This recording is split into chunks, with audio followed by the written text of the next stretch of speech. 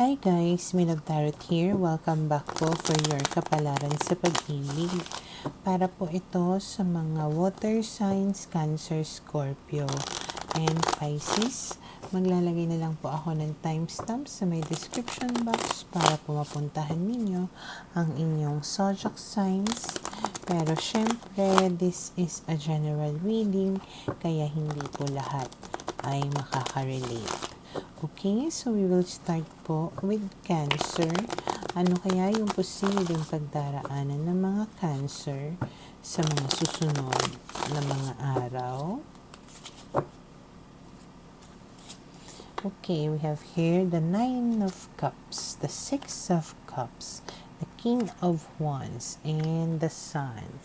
Kung ikaw ay may inaantay from your past na makipagbalikan sa'yo, especially if you are dealing with a fire sign, Aries, Leo, Sagittarius, malaki yung possibility na sa susunod na mga araw ay makikipagbalikan sa'yo itong tao na ito. At dahil pagkaantay-antay mo ang moment na ito ay magbibigay sa'yo ng lubos-lubosang kaligayahan. Okay? And then we have here the Knight of Wands, the Eight of Pentacles, the Hermit, and the Nine of Pentacles. In fairness, dito sa tao na to na nababalik sa'yo, talagang naramdaman niya yung lungkot noong panahon na wala kayong communication or nung panahon na naghiwalay kayo. Okay? At sa kanyang pagbabalik sa'yo, single naman siya. Okay? Wala siyang sabit. Kung nagkaroon man siya ng jowa noon, karelasyon, maaaring hiwalay na sila, kaya siya nagbalik sa'yo.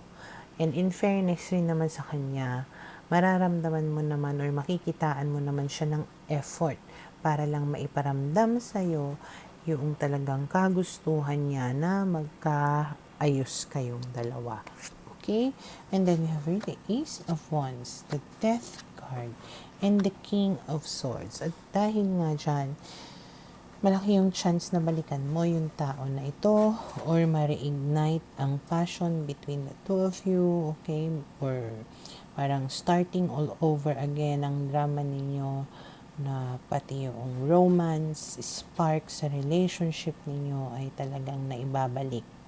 And then with the Death card here, ibig sabihin, nagkaroon nga ng mga pagbabago sa dynamics ninyong dalawa na pwedeng mas communicative na kayo or mas open and honest na kayo sa isa't isa.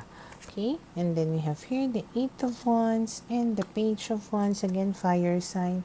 So ibig sabihin talaga yung communication ninyong dalawa is mas matindi in such a way na ayun nga, mas open kayo, mas expressive kayo sa isa't isa, mas showy kayo on how you feel for each other. At dahil nga dyan is parang sobrang nakakakilig yung inyong mga pag-uusap. Okay? And then we have here the Queen of Cups, which means na ayun, sobrang in love ka or sobrang ang saya-saya mo dahil dyan. Okay? So, for now, ito'y nakikita ko na posibleng mangyari sa mga Cancer.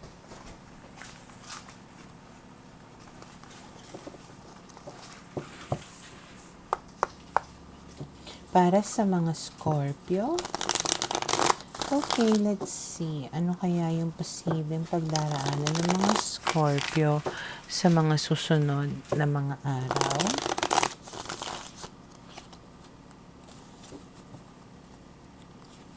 We have here the Tower, the Three of Pentacles, the Seven of Cups, and the Eight of Cups. Okay. Kung halimbawa na nasa isang relationship kayo na magulo, okay, may possibility naman na susubukan ninyo na ayusin yung relasyon ninyo. But unfortunately, kahit anong gawin ninyong dalawa na pagsasaayos sa relasyon ninyong dalawa, parang walang nangyayari. Okay? The example, away-bati kayo, away-bati, magkakabati man kayo, mapag-usapan nyo man kung ano yung problema, magkaroon man kayo ng solusyon, maaaring pansamantala lang yung solusyon, and then after some time, babalik na naman kayo dun sa dati. So, paulit-ulit lang kayong dalawa. And because of that, maaaring makaramdam ka ng disappointment or discontentment, okay, towards your person or your relationship with this person. And then we have here the Two of Swords, the Fool, the Five of Cups, and the Four of Wands. So, dahil nga dyan, nagkakaroon ka tuloy ng mga pagdadalawang isip kung tama ba na ayusin mo pa or ipagpatuloy mo pa yung relasyon mo dito sa tao na to. Parang gusto mo na lang maging malaya. Gusto mong hindi na ma-stress. Ayaw mo nang mamroblema. Okay? Na sobrang disappointed ka na dito. Parang talagang ang dami-dami mo nang pinagsisisihan, pinanghihinayangan sa relasyon na ito. At parang hindi ka na rin ganun kasaya at nagsisimula ka ng maghanap, kumbaga, ng parang you're starting to look for your own happiness. Okay? Or question, kumbaga, na ito ba talaga yung relasyon na para sa akin. Okay? And then we have here the Page of Pentacles, the Ten of Swords, and the Devil. And then, malaki yung possibility na merong ditong earth sign, Taurus, Virgo, Capricorn, na tipong you might get attracted to this person or this person will get attracted to you, na maaring itong tao na to ang magtatapos or magiging way or solusyon para matapos yung mga problema mo. Okay? And then we have here the Nine of Swords and the Queen of Wands. Pero sobrang you are stressed dito. You are so depressed at nagkaka-anxiety ka dito about yung sa person mo. Parang hindi mo makuha yung confidence mo or hindi mo alam kung kakayanin mo ba na magsimulang muli or humiwalay doon sa current person mo. Okay? And then we have here the Ace of Swords, which means na eventually mafi-figure out mo rin kung ano yung dapat mo na gawin. Mabibigyan ka dito ng linaw ng pag-iisip at makakagawa ka ng better decision or you will judge things na tipong alam mo kung ano yung nararapat para sa'yo at yun yung iyong gagawin. Okay? So, for now, ito yung nakikita ko na posibleng mangyari sa mga Scorpio.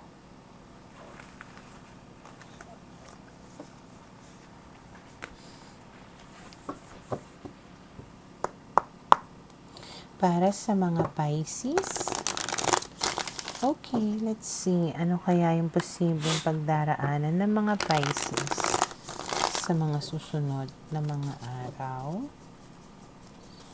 We have here the World card, the Queen of Pentacles, the Nine of Swords, and the King of Pentacles. Okay, so base sa mga barahan na ito, the World card, maaaring makaramdam ka ng coldness or distance between you and your person.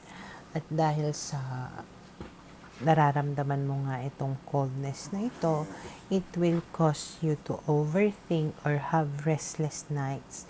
Fini-figure out mo kung bakit parang lumalayo siya sa iyo. Okay? At pwedeng may mga bagay ka na gagawin para lang kumbaga malaman mo yung mga reasons, okay, kung bakit parang lumalayo nga yung loob niya sa'yo. And then we have here the 8 of Wands, the Knight of Cups, the Ace of Cups, and the Empress. Okay, so magkakaroon kayo ng pag-uusap nitong person mo, masinsinan. And fortunately, maipaparamdam niya sa'yo or ma-express niya sa'yo kung ano yung tunay niya na saloobin. At maaaring maging open kayo dito sa isa't isa about what you truly feel about each other, na magiging way para luminaw or mawala yung mga in-overthink mo, okay, or masagot kung ano man yung mga katanungan mo. Okay, at dahil doon, maaaring maibalik mo yung security or stability ng emotions mo, or mas maging kampante ka towards your person. Okay, and then we have here the 4 of Cups, the Magician, and the 2 of Cups. Ngayon, siguro, ang nangyari, may mga bagay ka na hinahanap from your person na maaaring hindi nabibigay ng person mo sa'yo, pero you failed to recognize or to appreciate yung mga bagay na nabibigay niya sa'yo. Okay, masyado kang nag-focus kumbaga sa kung ano yung wala, instead of appreciating kung ano yung meron between the two of you. Okay? Na kung tutuusin, pareho naman kayo ng nararamdaman para sa isa't isa. Okay? Pero siguro, dahil sa hindi okay yung communication ninyo sa isa't isa, or may mga bagay na hindi ninyo mai-open up sa isa't isa, doon nagkaroon tuloy ng problema. Okay, hindi ninyo na-express ng maigi yung nararamdaman ninyo. Okay, and then we have here the Judgment card and the Ace of Swords. So, ibig sabihin, Ace of Swords is being open, being honest, and having, yung clear communication between the two of you, para kumbaga, yung judgment ninyo hindi naka-cloud or hindi parang hindi kayo nagkakaroon ng maling judgment about your person. Okay? And then we have here the 10 of Cups. At dahil dyan, maaaring magkaroon kayo ng mas masaya na pagsasama or relationship. Okay? Kumbaga, communication is the key. Okay? So, for now, ito yung nakikita ko na posibleng mangyari sa mga Pisces.